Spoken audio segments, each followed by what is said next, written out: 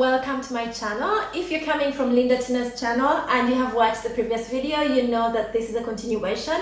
I'm going to be sharing my moving story to Italy, my relocation story, and as well as Linda.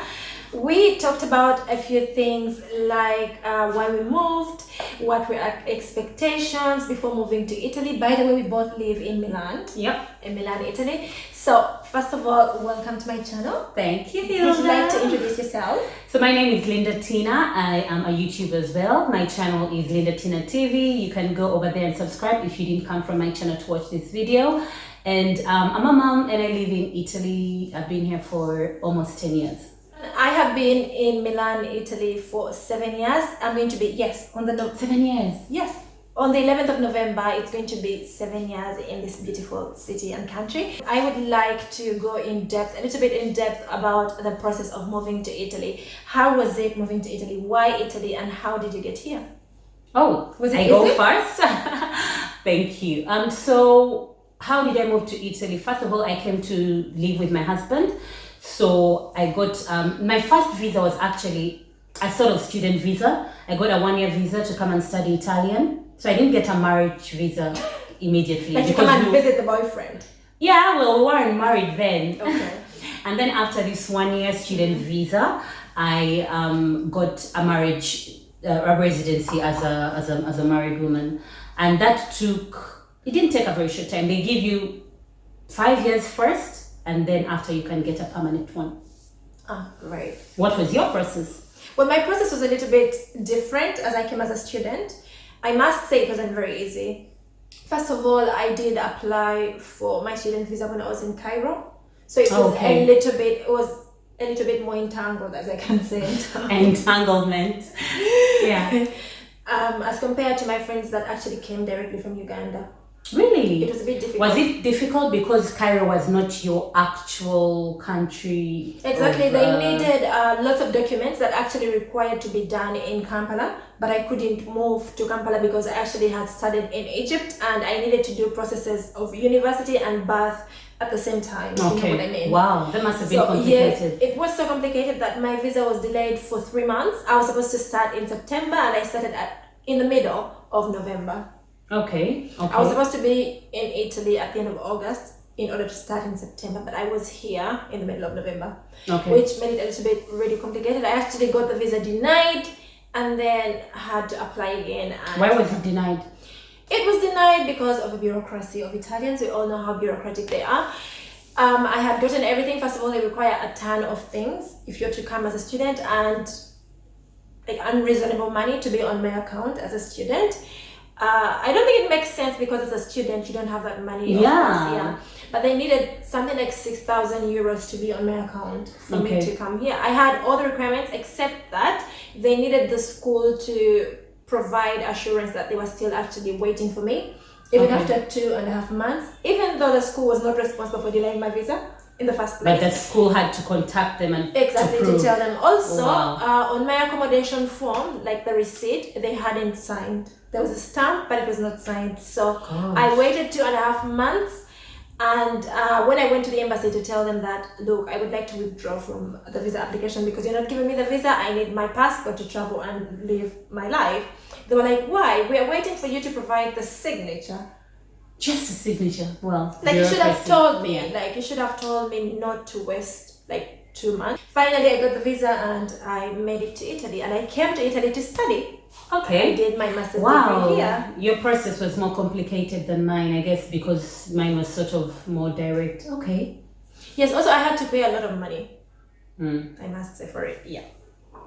So, before moving to any foreign country, people usually have got expectations. Expectations. And versus reality. There is reality. Yeah. Of course, the expectations might be up here and the reality is down below. Or the opposite. Yeah. Sometimes it's the opposite. So, what was your biggest expectation before moving to Italy? I mean, Italy was the first world country, let's say, that I moved to settle. I had traveled a bit, but not to settle. So for me, my expectations were a smooth life, just come here, easily find a job, blend in, integrate, and life is great, life is good. Exactly. That's not exactly what happened. What were your expectations? My expectations were not very different from you. I did expect that I would come here, do my degree, and get a very nice and well-paying job easily and quick, and definitely that was not the reality. What was your reality like? So my reality, first, finding a job has been so hard for me. I now work in hospitality, or I have been working in hospitality before the current situation, like you all know. But also before I went into hospitality, I had another job that I found in a big company, a big worldwide company, but it was not that easy. Also because you needed to speak the language. I didn't think that not speaking the language was something that would really hinder me from finding work as an English speaker, especially, but that was hard. Exactly. That was hard. So that was different from my reality. Also the fact that my education didn't count that much. Fine, you have a degree in international business. Who cares? They don't Nobody. Really care. You must have like an Italian degree and lots of Italian work experience, right? Gosh, and then they want that. They want the Italian work experience, which obviously as a new person, you don't have. Exactly, you don't have. Well, my reality was also very different. And how are you coping, Linda? How am I coping? One, you need to be open-minded wherever you move. Whether you move to a new place, whether you move to Italy or in any other country, when you move to a new place, you have to have an open mind. So I have had an open mind, and this has helped me meet people, integrate more, because I'm not shy about learning new cultures. That has been very helpful for me. So how am I coping? I'm doing great, but I miss home. I always feel like a time is going to come when I go back home. You feel like a transition. Exactly. Do you feel that as well? Yes, I do feel it. I do feel like I'm here for a certain period of time. And Yeah. one day I will go home. But it's crazy for me to think like that, because I have a family here. I have a husband and kids. Yeah, I mean, probably maybe we have that because we associate home to Uganda as compared to here. Which brings me to a very interesting thing. Do you feel like Italy is home for you? No, never. I've never felt like Italy is home for me. No? No. Why? Because first of all, I live alone, and my whole family is there. Maybe my mindset would change if I started a family here. Okay. But for now that I'm alone, I always feel like I mentioned, I'm in transition. Like I am in a certain stage, and I will finally settle home. I don't feel like I've settled here yet. So yes, I don't feel Italian enough. I still feel Ugandan. But you've integrated quite well. Well, I must say I haven't fully integrated. I don't think it exists for somebody who comes from a different land to fully integrate in another land. No matter how many years you spend there. I don't know. There are people who move to new places and they feel like those places are their homes more than where they come from. But for me, there's so many aspects that make me want to go home. There's so many. I mean, sometimes it gets so lonely here, especially that I don't have my family here. It gets so lonely, and sometimes, I mean, the work ethic is different from Uganda. The culture is different. The food is different. The weather is different, and sometimes you get fed up. You get there's those moments that you feel like, can I just pack my bags and go? Oh my God, yes. Yeah. But how have you integrated? So how do you deal with these hard moments? Like when you feel homesick, when you feel I have friends lonely. like you. I come to your house. We actually really help each other quite a lot when we're feeling low. I call you or my other friends, or I call my family. Yeah. I usually just isolate sometimes and do nothing and be by myself, and then miss people and then want to see them again. Exactly. When it's so cold and I can't do anything, before when we used to be able to travel, I would escape to a warm place. Okay. But for now, I just live in the moment. Yeah. And just adapt and adjust and be open to, changes, because I mean, even Uganda is not the same like I left it, I must say. That's true. And that makes you wonder, when you go back home, will you ever feel at home like you did before? This is a very good question, because when I do go home on holidays, I usually go every summer. I must say it's a bit different. We are on a completely different scale with the friends that I left. I know it's because of the distance and the time. The timing is different. And the experiences are And the different now. The experiences are experiences you've lived and your friends. When I go home, I mean, I have 2 weeks of discomfort. Before you get yourself together.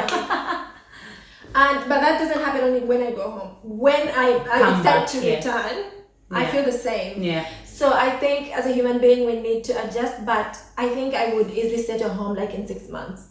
Okay. I You would need be time. okay. Yeah, I would be okay. Even though I wouldn't be okay even if I stayed here 10 years. I wouldn't like say Italy is my home. Because home is home, guys. Home is always home. Yeah. I think one of the hardest parts Yeah. about living in Italy has been the integration part. Do you feel like you've really fully integrated in this country? When I got my driver's license and when I started working, yes, I started to feel not fully. I'll never really feel fully, but I started to feel more immersed in the country. Yeah. And for you? For me, it was learning the language. And I was also lucky to actually go and find, like, I would say a class or society, because I came here as a student and we were in the same class with about 23 other students. So that becomes like a small society. It becomes your community. Like, it becomes your small community. You do lots of things together. You go to school together. You go to lots of parties together. And, you know, most of them are in almost the same industry. Work-wise. So even if they were friends back then, it is not as starting from fresh. Do you know what I mean? Yeah. Like, you find people that are already there that you can easily associate with. Yeah. And then I learned the language. Of course, I learned to find my way out. Yeah. We can tell you now, we are like, we know every place in Milan. We are like real Milan people. We can tell you where to eat, where to go, when to not go. That helps as well to Exactly. integrate, to feel immersed. Yes, to feel like, I mean, you can't live in a place if you don't try to live like those people. Yeah. Totally agree. Totally agree. I learned to cook Italian meals. Yeah, me too. My husband says I cook better pasta than him now. Oh, really? Yeah. I mean, I should test your pasta. You have tested my pasta. No, you haven't? I haven't. Oh my God, tonight. So yes, I have learned Italian food so that I don't have to moan about matoke that I'm not going to get anywhere or anytime soon. I love their style of like dressing. Yeah. So yes, the fashion sense. Out of this. I mean, I'm sorry if you come to Italy and you dress up like, I don't know, somebody who just you kind of change your sense of style. You upgrade. You kind of move towards theirs, which is a better sense of fashion, a better sense of style, I would say. And different. From what we're used to. And it's very different from what we're used to. Yes, they know how to put things together. Yeah. They know how to like be well groomed, even if it's just an old woman. They look really, really great. Even when they go to school to pick the kids, and usually I'll go in my sweats with a hat. You're gonna find them there looking like they just walked out of a magazine. And you're like, why? It's just 8 in the morning. Yeah. And that helps me not to feel out of place, because I mean, I don't want to look like crap when everybody looks really nice. Yeah. One other thing that has helped me is finding a job. That helped you integrate. Yes, that helped me integrate. Is finding a job and trying to keep those friends. Yeah. I mean, those people as friends. Because, colleagues, yeah. Okay. Because you feel like you belong to a certain, community. Like a work community. Do you know what I mean? Especially during quarantine, we got so attached together because we used to do lots of activities together. We used to work out together. We used to have like social events together, well-being events together. We had somebody in charge of well-being who would call us to check on how we are doing mentally, not like, are you physically okay for work, but like mentally, how are you doing? That's very nice. Especially when they knew that we were living alone. So that has really, really helped me. And also making Italian friends. Yeah, which is the mistake people make when they move. You don't make friends with the locals, so it takes you time to actually get immersed in the country. So I think they've taught me about their culture, and most of the oh my goodness, I'm like how okay. The culture shock. Exactly. Yes. I'm no longer shocked at certain things because they would rumor about different regions, like when you go to Milan, the girls are like that. So you know what to expect. When you go to Rome, the girls are a bit more warm but stylish. when you go to far south, they cook better, but the girls are like this. So I mean, you have an idea of what people are like in different parts of Italy before you actually visit them, so that you don't get that big shock when you get there. Yeah. So do you love living in Milan? Oh, I love it. I love it. I say I have a love-hate relationship because sometimes some things here, like the bureaucracy, drive me crazy. But generally, I love living in Milan. I feel like it resonates a lot with my personality. People here are vibrant. There's a good the lifestyle is very out there, which is so me. So you, yeah. So I like that. They're very diverse here also. Also, yeah, it helps to live in a fashion capital because they're more diverse. Yeah. Yes, compared. A friend of mine was telling me, actually, a colleague of mine who's Italian was telling me that if I lived in maybe another part of Italy, I wouldn't feel the same way. My husband tells me that too. Or I wouldn't be talking about Italy in the same light like I do talk about it, because there it's a bit different, because people have probably never seen a foreigner, or they've never... It depends a lot where you live, yeah. They've never left their village. They've got no exposure, so they'll be seeing lots of things for the first time on you. So yes, definitely the treatment will be different. Definitely. Even here you'll find more English speakers, so because it's more, people are more open-minded. That's very true. Yeah, it helps to live in a big city. People are open to learning new languages. And I think every generation, which is like 40 and below in Italy, does speak a second language. Yeah, many of them. Not all of them, but many of them. Majority of them.